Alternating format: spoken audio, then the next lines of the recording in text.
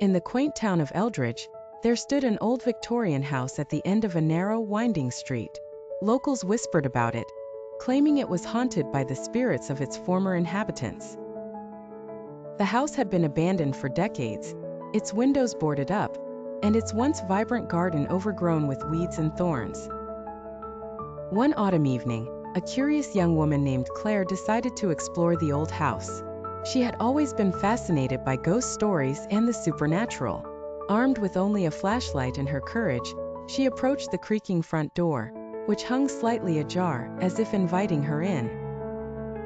As Claire stepped inside, a chill swept through the air. Dust motes danced in the beam of her flashlight, and the floorboards groaned beneath her weight. The smell of mildew filled her nostrils as she surveyed the dimly lit foyer, where faded portraits lined the walls, their subjects seemingly watching her every move. Claire felt a shiver run down her spine but pushed forward, eager to uncover the secrets of the house. She explored room after room, finding remnants of a once grand life, cracked mirrors, moth-eaten furniture, and a dusty piano that looked like it hadn't been played in years.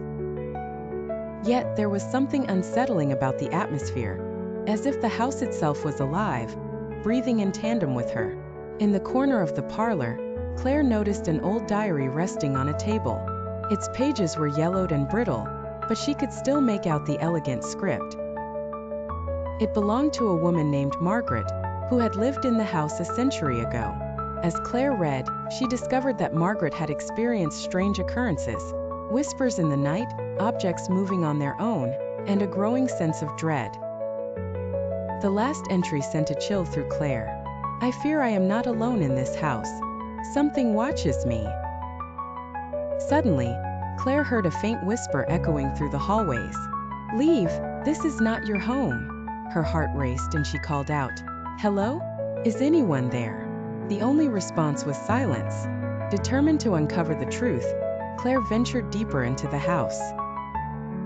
As she climbed the staircase, the whispers grew louder, swirling around her like a dark wind.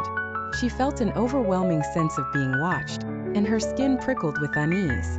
At the top of the stairs, Claire found a door slightly ajar, leading to a dimly lit room.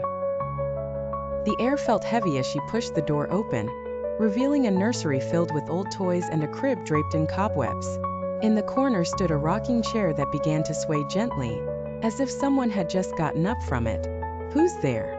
Claire called, her voice trembling.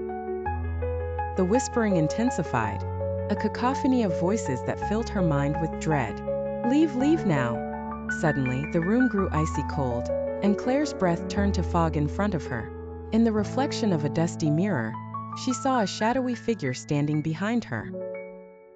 Panic surged through her and she spun around, but there was nothing there, only the empty nursery and the eerie silence.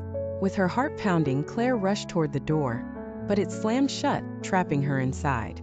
The whispers crescendoed into a deafening roar, drowning out her thoughts.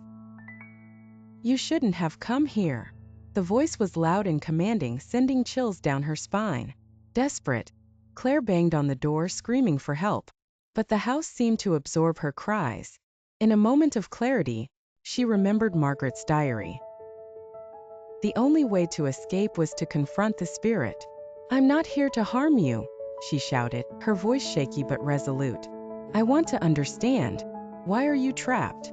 The room fell silent, and the temperature returned to normal. Claire felt a presence near her, and she steadied her breath.